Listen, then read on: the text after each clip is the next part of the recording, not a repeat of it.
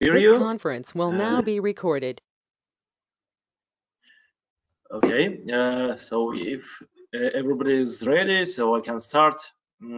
First, I wanted to brief introduce you what's happening in Kazakhstan space industry. So it's a bit. I used this slide from the presentation I made for Isiano Foundation. So this in 2018. So the space industry in Kazakhstan presented by these companies. So the main entity in Kazakhstan is our Ministry of Digital Development and Aerospace Industry. Then there is a committee inside this ministry. It's called Kazkosmos. The committee actually implements all the administrative actions to support space development, space industry in the Kazakhstan. Other companies that's operators of the satellites, it's Kazakhstan Sapari is located in Astana, and RCKS, Republican Center of Space Communications, it's located in Akol. It's near Astana also. So Kazakhstan Sapari is the operator of Earth observation satellites, and RCKS is the operator of telecommunication satellites. I will tell you a bit more about it later. Another company is Infracos, Garыsh Ekologia. These companies are mostly engaged for Baikonur support, maintenance, etc. So Garыsh Ekologia is mostly involved in the ecological issues of the Baikonur usage, and Infracos is for maintenance of the infrastructure of Baikonur. What else? There is also National Center in Sekit, National Center of Space Research and Technologies. These guys are administrative entity that combine all the institutions that works with the space. Like, for example, IKTT, Institute of Space Technics and Technology, also Institute of Ionosphere, that's located in Almaty, Institute of so all the fundamental researchers that is connected with the space actions. And another company also that works for Baikonur for another project of building new launcher is Bayterek. Hopefully in several years, 3-5 years, we will have our own launcher built together with Russians based on the Angara launcher. Another entity that I'm working in is a Ghalam company. It's a joint venture between Airbus Defense and Space and Kazakhstan Garage Sapare. Airbus is a big organization, one of the best in Europe. It's a French one. Okay, so next one, I wanted to show you. Do you see my slides? Yes. Okay. So I wanted to show you what satellites are now in the space and what Kazakhstan is using now. KazioSat-1 is a Earth observation satellite. It's a high resolution satellite. It's resolution 1 meter. So it means that it can detect any object more than 1 meter on the ground. Even higher actually using post-processing ground. So KazioSat-1 is operated by Kazakhstan Garage Sapare. Another one is KazioSat-2, is a satellite of medium resolution, 6.5 meters. So it can be used for different agricultural applications. Another thing, also something like detection of different vegetations, what's happening with the plants, etc., etc. So also it's very useful for detecting of catastrophic events on ground, like disaster monitoring. So, for example, flooding, fire, forest cutting. All of this is made by KazioSat-2. KazioSat-1 is mostly for like defense applications. So if you want to detect something going wrong on the borders of the country, something like that, or in the military conflicts. Also, it can be used for civil applications, such Kazakhstan Garage Police is using it for detecting garbage places. So if you have something unlawful happening on the ground, so if somebody use ground for not good purposes, it's the KazioSat-1. KazSat-2, so it was 3 satellites, telecommunication satellites, KazSat-1, KazSat-2, KazSat-3. All of them were developed by Russians. KazSat-1 was lost after 1 year on orbit. The problem was that this satellite was built by Khrushchev. The company had little experience of building satellites for telecommunication orbits, so it's geostationary orbits. They had before experience of building satellites for low Earth orbits. It's like up to 1,000 kilometers. But telecommunication orbits is like 36 and 5,000 kilometers. So it's different environment there. Radiation environment, it's more harsh. So and little experience made the satellites, and also Russia at that moment had problems of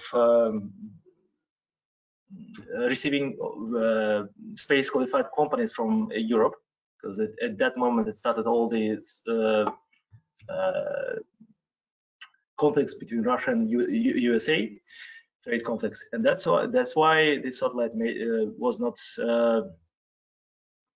very qualified for the space.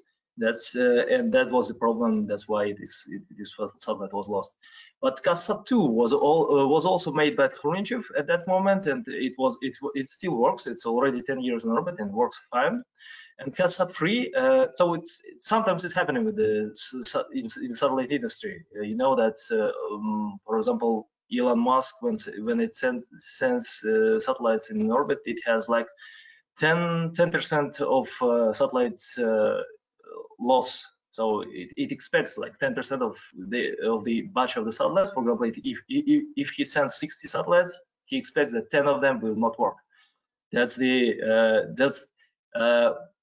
one of the way how the space industry works. So it can be a big constellation, and you can use this constellation like redundancy in the constellation, like between satellites, and another one redundancy inside satellite. Big satellites, redundancy, it means that you can use two the same equipments. For example, on KazSat-1, there were four computers, onboard computers, and 2 of them was lost, and after that the mission was lost. So KazSat-2 and KazSat-3. So KazSat-3 also works fine.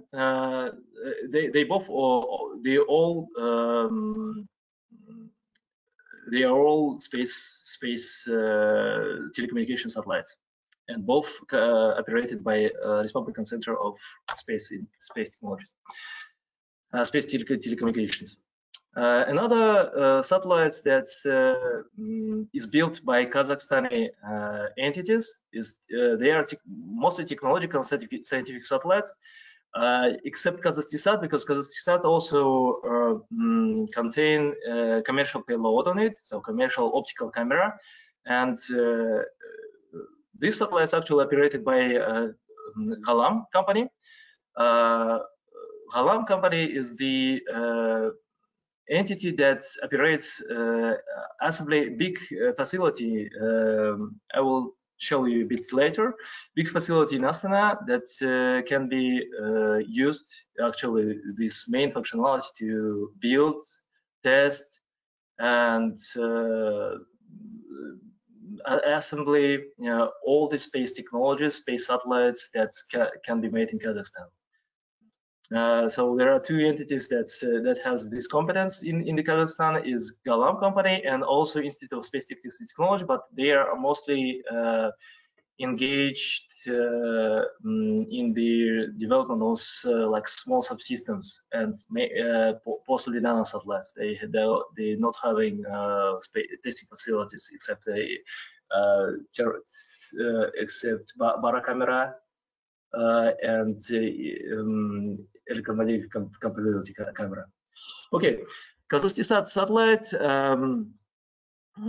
is a satellite 105 kilograms, about 1 meter in length, 60 centimeters wide, and satellite.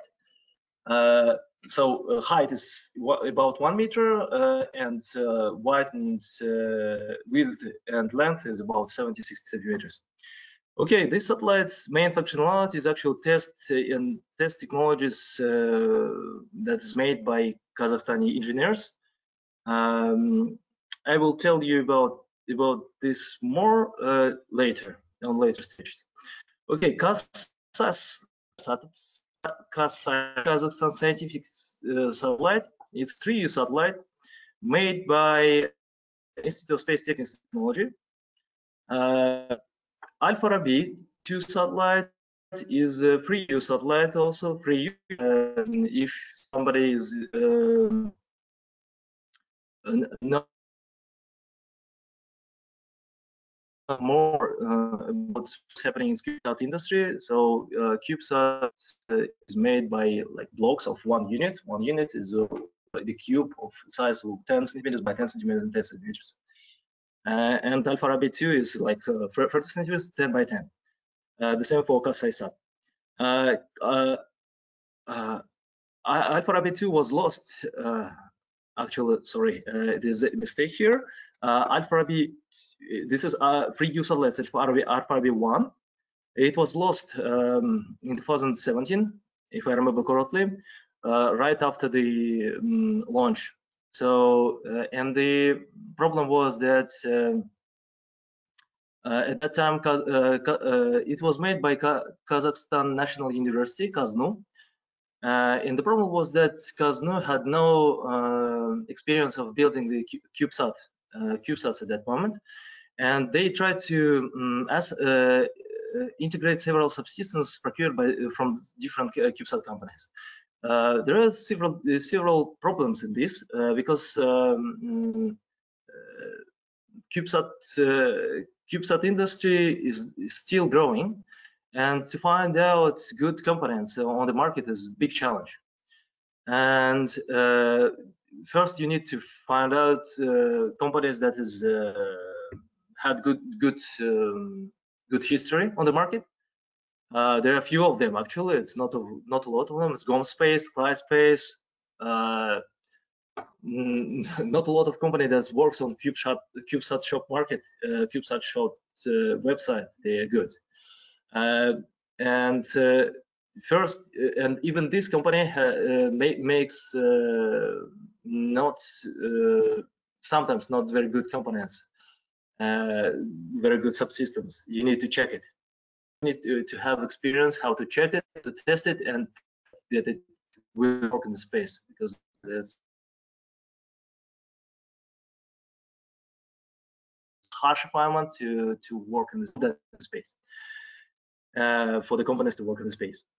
So Alpha Rabi 2 was lost, but Alpha Rabi 1 is 1U satellite. It's made mostly from the components of GomSpace company. And one of these, one of the component, one of the subsystem, it's a space computer made from microcontroller. If I remember correctly, it was Altera microcontroller, and no, Omega microcontroller, and it works fine. So it's already 1 year on orbit, half a year on orbit. And microcontroller is this one was made by students in the university. About my stats, I will tell it right now. Okay, now I wanted to show you what's happening with the happened Kazakhstan. Kazakhstan is a satellite made together with the the joint team of Kazakhstan engineers and English engineers. So two companies joined together. Sarai Satellite Technologies Limited is a UK company, and Ghalam company to build this satellite. Is absolutely new platform, and rights for usage of this platform is also owned by SSTL, Sarai Satellite, and Ghalam company. So we can use this platform because we are actually designers of the platform. We can use this platform and even modify it for the new missions. And we are actually planning to build several missions like medium resolution, high resolution mission based on this platform. So this is the team. Half of the team was English guys, and half of the team was Kazakh guys. You can see on the right corner, this me. These two little girls is in the center is the project manager and system engineer of this project, and the guy from the right on the first row is project manager and system engineer on the Kazakhstan project. Okay, so the platform, as I said, designed nearly from the scratch. All the modules are new developments. It was a big challenge to make this platform. This is architecture of the platform and the appearance, how this platform looks inside and outside. There are several payloads made by Kazakhstan engineers on the for this satellite. It's on the left is onboard computer. It used FPGA.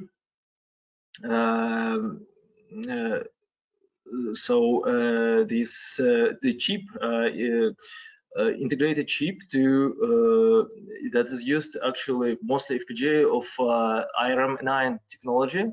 This IRM9 architecture is used is actually one of the things that is widely used in the smartphones, and we wanted to test it if it will work fine in space.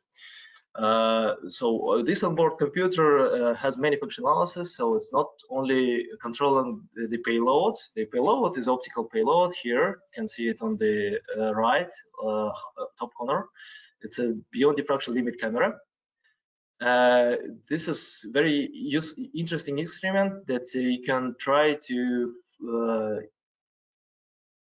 image areas with the higher resolution that can be supported by these cameras with this so small apertures. For example, this aperture is about 2 centimeters, and it can good images can be about 20 meters of resolution on the ground, on the altitudes of 600 kilometers. But using post-processing on ground, so algorithms, we developed new algorithms, and also we showed that we also developed new design, so it can be used for high resolution, and we actually want to try this technology to build new high resolution satellites. And on the right you can see sun sensor is made assembled in Astana, made by Kazakhstani engineers, also by Airbus technology. Also for this mission we developed absolutely ground segment. This is you can see in the dome.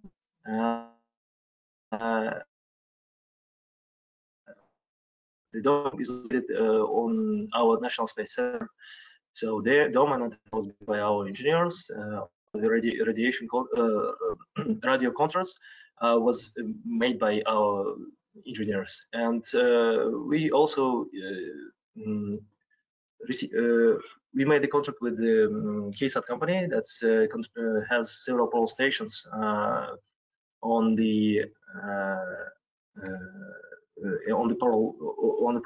at the polar circle, and we receive images there, but control satellites from Astana. And so it can be controlled from Astana. It's mostly controlled from Astana, and actually from Svalbard too. This is launch of the Kazakhstan. You can see our team, and it was launched on the Falcon 9 rocket. So SpaceX company.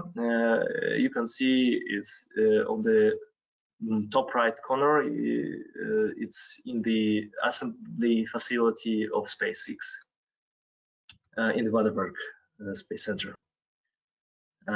Okay, this is the launch. The launch has happened for December 2018. The launch, this launch had 3 missions on board, 3 Kazakhstani missions on board. It was Kazakhstan, Alpha Rabi 2, and KazSat. This is the first contact. The first contact was made in the facilities. This is the first telemetry that was received. Everything was okay and fine. Some of the modules is off because they not to be on at these stages. About as I have already told you, the first images that we have from Kazakhstan. It's somewhere in space.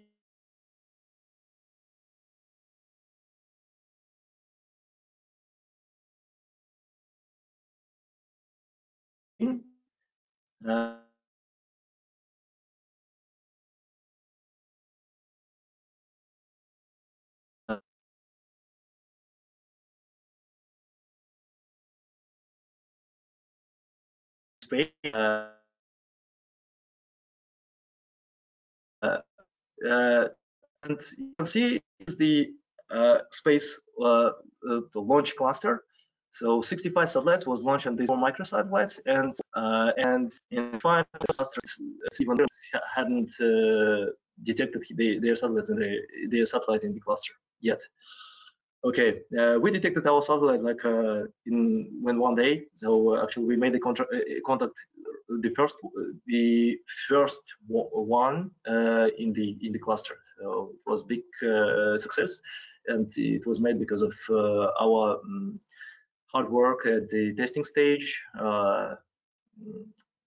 testing and design stages. So we made several orbit correction maneuvers to because the satellites, so launcher put satellites on the orbit, sometimes not very good for operations. So you need to use your propulsion system to raise or down your orbit a bit to be on the orbit that you have to be for good operation. This is payload commissioning, so you can see several images on it of the made by the satellite. This is Winterfell. I think everybody knows what is this. It's Astana. So Astana in summer, same. It's Svalbard. So you can see small dots here in the center of the image. It's our polar our polar ground station. So it's a lot of them. It's like fields of the antennas with domes. And this company, KSAT company, is a Norway company that controls a lot of satellites. So it provides the services to control and receive images from several satellites. Many of the satellites, many of big space companies use these fields to control the satellite. In other images, so in different, so our satellite, Kazakhstan, has 6 spectral bands. So as I said, your Earth terrestrial satellites, they are different. So each of them has its own mission. For example, high resolution satellites, Kazakhstan 1 has 4 channels. It's enough for the defense application. for defense and civil applications like unlawful actions. But for agricultural things, you cannot have good resolution, but you need to have several more spectral bands to find out is everything all right with the vegetation, with the plants, for disaster monitoring. For example, this is the same image, but in different spectral band. So this spectral bands, three of them. So it's blue, green, red, I think. And this is one in near infrared channel mostly. And you can use this to find out. So red on this image, it's vegetation. So if you can see red, it's a lot of growing plants here. Okay, this is Bahamas, very good image, and it's also different spectral bands to see what's happening with the flood, with the flow in the ocean. You can detect also oil spillage using these spectral bands. This is image made by beyond diffraction limit camera made by our engineers. If this camera is commercial payload, so we procured it, and this one is made by us, and it's panchromatic camera. So, as I said, your aperture can provide you only a resolution of 20 meters, but we made by post-processing on ground, we made it 7 meters resolution, and you can see even like small dots. Small dots here. It's a small aircraft standing on the ground. It's one of the airport. If I remember correctly, maybe Heathrow or not. This again Svalbard, so we can see dots here on the left bottom corner. This is the domes, antenna fields. We made a moon capture to calibrate our payload, main payload actually. This is the first image made by camera. This on the left corner. You see the line, but after processing, you can have this circle after the end. So you can see how many information in this small region, and you can retrieve this information after some proper actions, proper algorithms applied on this image. It's night image acquired by our beyond diffraction limit camera of the Moscow city, and it's during our we also made our commission phase. We also made image of one of satellite FalconSat 6 satellite. It's a 2 kilometers close approach, and we made this image to see. It was made in the space. So 2 satellites was in the space, and one of these, our satellite, made the image of another satellite. Quite cool. This is the it's called pan sharpening. This approach.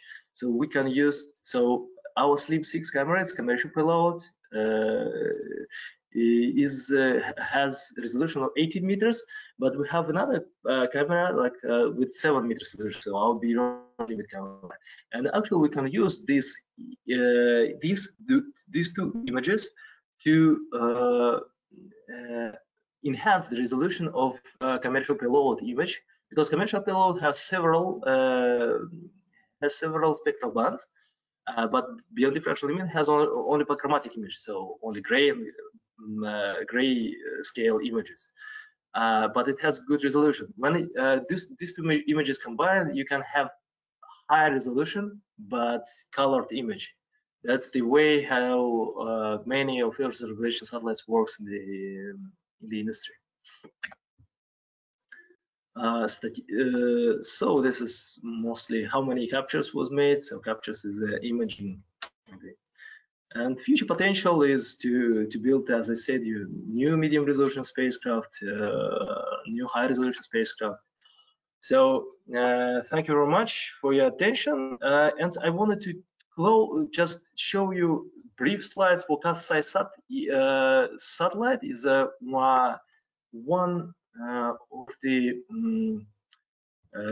satellite that is actually the first one that was tested in our National Space Center. Actually, I wanted to show you what is the National Space Center. National Space Center is a facility built together with Airbus Defence and Space in Astana. It's a big facility on the Turan Street. You can see in the middle, it's Kazakhstan and Ghalam company works in this facility, and on the back side, Assembly Extension Center, it's called Speak. And I can show you, it's mostly already built, partially tested. It will be fully tested and qualified by the end of this year, and maybe it will be launched for the testing in the second half of the 2021.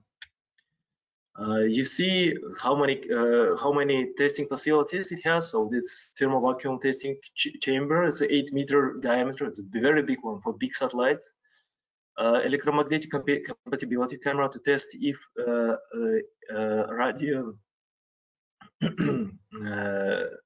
radio wave not damage equipment, and otherwise if equipment don't generate radio waves, they can damage other equipment. So you need to have chambers that you can see this small cones here. These cones are fully absorbs all radio wave bands, all spectral radio waves.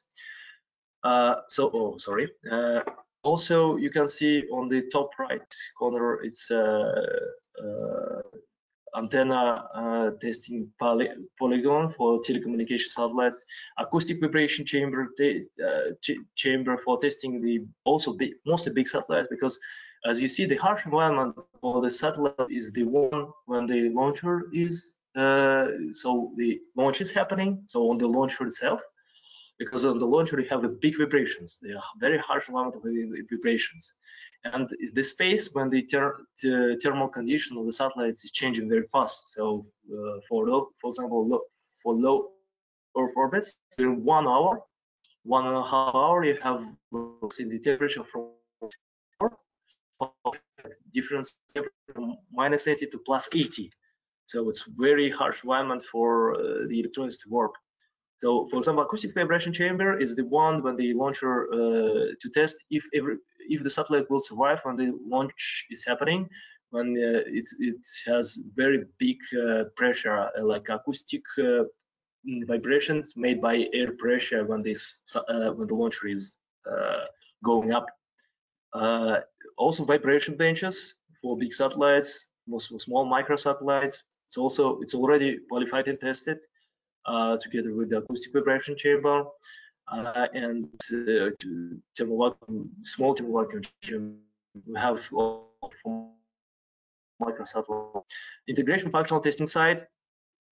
You can see this functional testing site. So you can use this area to build the assembly several satellites and mass properties management. You need to know how many kilograms your satellite weight, and what's moment of inertia weight, because moment of inertia gives you the numbers to use for to control the attitude of the satellite. If you want to maneuver the satellite to the right position, it's mostly for satellites, for example. And thing for the launcher company, because they are very interested in how many, because each kilogram for the launcher company is costs tens of thousands of dollars. This is a high precision workshop. We have here a 3D printing workshop in our. We also having in our space center electric harness production, MLI production workshop, electrical production workshop, several. So it's fully full line to build small batches of electronic equipment. So it's mostly automatic lines. This is test lab, and about test lab, I will tell you like in this presentation or 10 minutes long presentation about the Kazakhstan satellite. So it was used to test satellite Kazakhstan technology satellite, small 3D that was is and the Kazakhstan so I also already told. Okay, so few words about Kazakhstan scientific satellite testing in Spacecraft Center. So one of the most important challenges in the building of space technologies, first is design stage. It's a big one. So it's I have already made this presentation in Nazarbayev University like 1.5 months ago about the design stage, how design stage is organized, what competence you need to have to build it. And another quite big challenge is the testing the satellite to prove that this technology will work, will survive the harsh environments, and will work in the space. It will survive a launch campaign and launch campaign. So what is this Kazakhstan? Kazakhstan was the scientific mission to monitor near Earth environment, study physical process in the ionosphere. So, for example, Institute of Space Technology has several researchers showing that if you monitor electron density in the ionosphere, this can show you some of precursors of future earthquakes. So if Almaty region is very dangerous, I mean risky area for the earthquakes, and that's why it can be used. So this technology can be used to. I see several researchers that show that this electron density can provide you like in 2 weeks into the precursors of the earthquakes. So the customer was Cosmos, contractor was Ghalam, and subcontractor was Institute of Space Technology. Several for the payload they use fluxgate electronics unit, magnetometer, data acquisition system made by Institute of Space Technology, and boom. 3 of them, fluxgate, magnetometer, and boom, was procured, but that acquisition system was made by Institute of Space Technologies. That's the system architecture. So the spacecraft, antenna ground station, ground dedicated complex. And this is the testing facility that I showed you before. It's located in our National Space Center. So on the bottom corner, you can see vibration testing facility, thermal vacuum chamber, and mass properties management. So this is the CubeSat that's made. So it's also made from different subsystems provided by different suppliers. From so as I showed you, the payload was provided from Ukrainian company, for example. Some of them English company, some of them from German company. So to make this thing all work together, that you want it to work, it's a very big challenge, and you need to have components, how to build it, how to make this happen. And there are different inspection tests to be to do it. So visual and X-ray inspection of the electronics, mass and moment of inertia measure, thermal vacuum test, vibration test, functional tests. It is the spacecraft now in our testing facility. We assemble it and test it. Thermal vacuum test to demonstrate integrity of low pressure of the satellite, demonstrate electrical system performance at hot and cold temperatures, demonstrate functionality in vacuum, information of outgassing. Outgassing is also a big challenge because big question. The launch companies are very interested of not only not breaking mechanical breaking, but also when the satellite is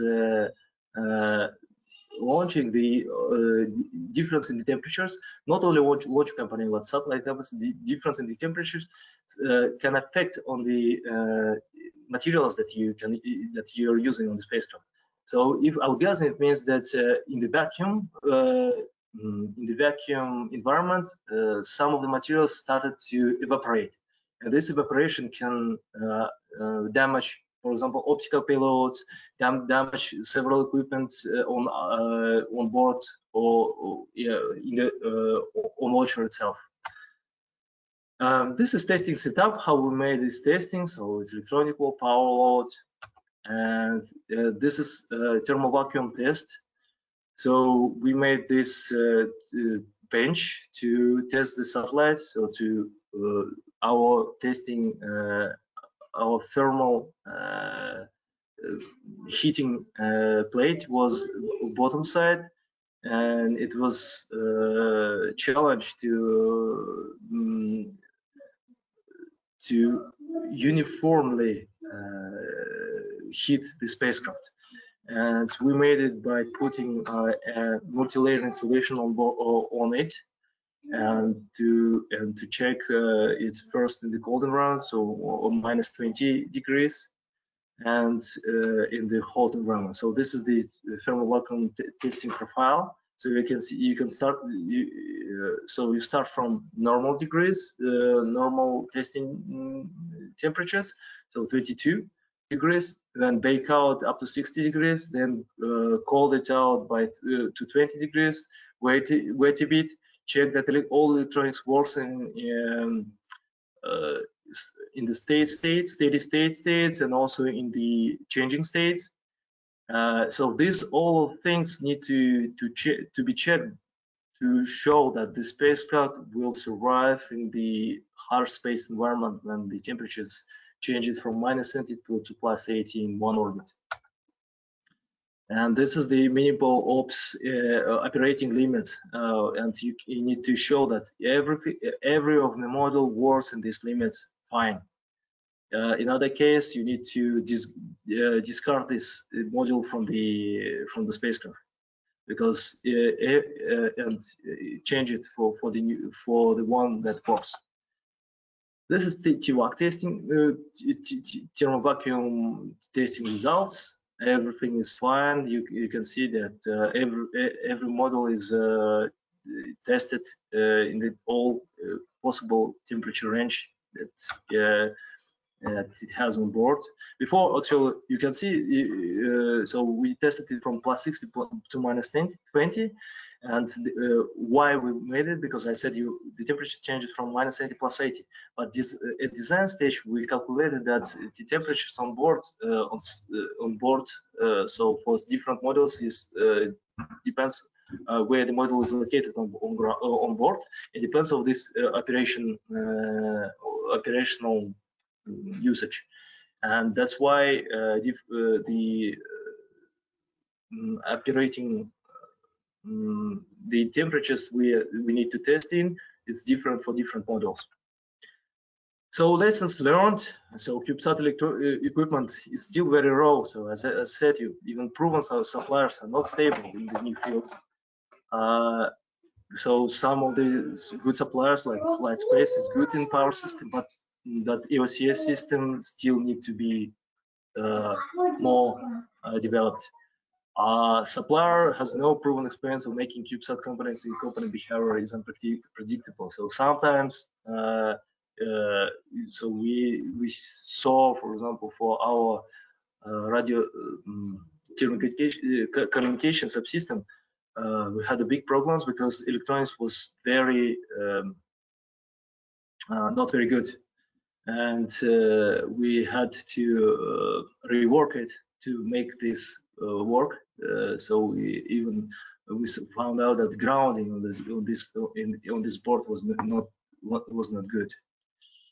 Okay, vibration testing. So we showed that we need to. So even CubeSat has to have a structural qualification model because if it's the first satellite you made it, even with the components that's provided by other companies that say you, for example, or that's everything is fine, so this equipment will work, but you need to check the manufacturer level of it. That's why structural qualification model. So it's like you to check if everything. So all the possible. I mean, the vibration testing is needed, but is needed for this to check manufacturing and structural qualification model to check is needed to check if every vibrational loads are the ones that you need to apply on the spacecraft itself. The spacecraft test pods. So this is the how we analyzed mechanical testing loads and vibrational testing setups. So you can see, so the red dots is the where we put our vibrational sensors to check everything's okay. This is the vibration testing results. You can see these graphs is resonance. So you need to check if resonance of the spacecraft is not the one that's on the launcher, because if during the launch you have resonance with the launcher frequencies, then your spacecraft is for sure will break out. So I need to check this. You need to find out if random vibration environment is the one on the launcher is the one that spacecraft will survive. So as I said, the schemas were needed. The way of testing, it pointed the way of testing flight model and qualification model to check clearness between models on the spacecraft. Test pod, and this is the works that we made on the spacecraft. So thank you very much for your attention. This presentation was very loaded for information. I understand, but I wanted to show you what's happening in our space industry. Maybe it was a bit not unclear, but I'm ready to answer your questions. Again, thank you for your attention. Arman, thank you first of all for your very nice presentation. I think it was very useful for our listeners. So now in the chat we have one question from Anastasia. As I understood, the 3 satellites, sorry for pronunciation, were launched from USA. Why not from Baikonur? So if you see the chat, there is a question. Yes. So actually not 3 satellites. So you mean 3 satellites made by Kazakh engineers, you mean them? Okay. So as I said, there is 4 satellites that is made by foreign companies. So KazSat-1 made by Airbus, so by France. KazUSat-2 by English company SSTL. KazSat-2 by Khrushchev. KazSat-3 by Reshetnev. So it's Russian satellites. This satellites KazSat made together by Kazakhstani engineers and English engineers. KazSat is mostly like a constructor made by Institute of Space Technologies. So it's CubeSat. Alpha-B 2 and Alpha-B 1 was made by Kazakhstan National University. So KazSat Alpha-B 2 and Alpha-B 1 was launched on Falcon 9 rocket, as I said you. And why is not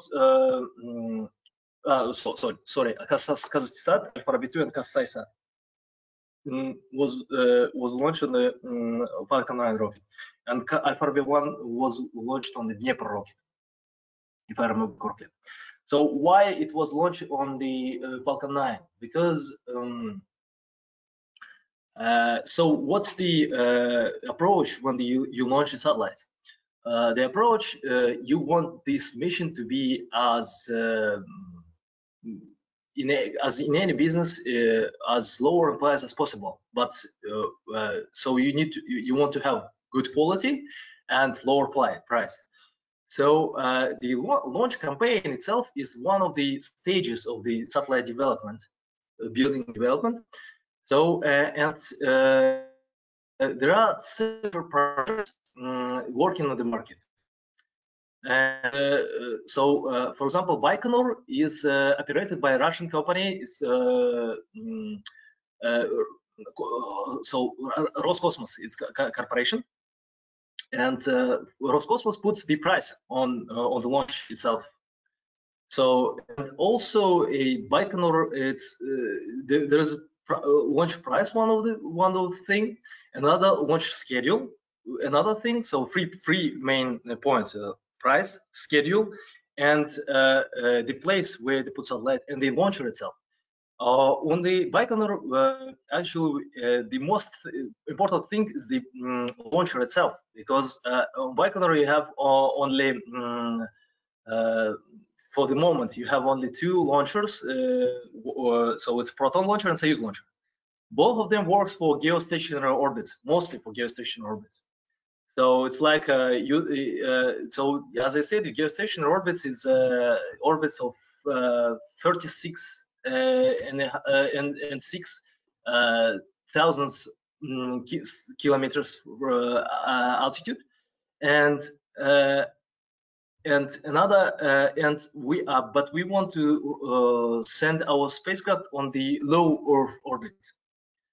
So it's up to, so this spacecraft works on about 600 kilometers altitude.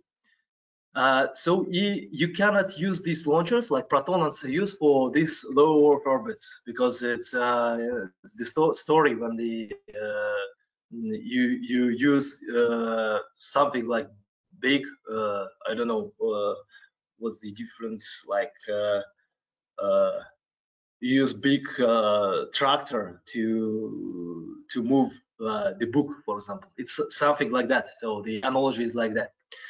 That's why mostly of this, most of this decision made on this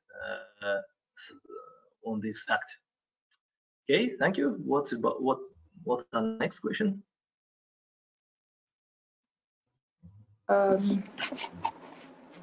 Okay, so next question. Is it possible to have a free tour in National Space Center, or can I just enter it and see everything by myself? Just entering is not possible, but free tours. So we're organizing several tours for students. For example, several institutions, universities applied. So you can send email, because this testing facility is administrated by Kazakhstan Garage Sapare. And if, for example, you want to have a tour on this, you can send request by email or something like that to Kazakhstan Garage Sapare. It's better to do like group email, so it's like from your university or institution asking if it's possible to make a tour, and it's absolutely free for the tour. So if Kazakhstan Garage Sapare accepts this kind of request and schedule it, so it's possible, absolutely. And also you can send requests for Ghalam company to see all the production facilities, all the testing facilities at the same time. Okay, so any other questions, guys? So they are telling you thank you very much. It was very interesting. Thank you. Okay. So thank you very much for you. If you do not have any other questions, so we are glad to thank you your participation, and thank you for Arman for this very useful, very interesting presentation. So if you want the record of this webinar, you can send me your emails to this chat. Then later I'll send you the record. Thank you, be safe, take care. Thank you very much, Arman, for this presentation. See you. No worries. Thank you very much for organizing this event. Okay, bye. See you, bye-bye.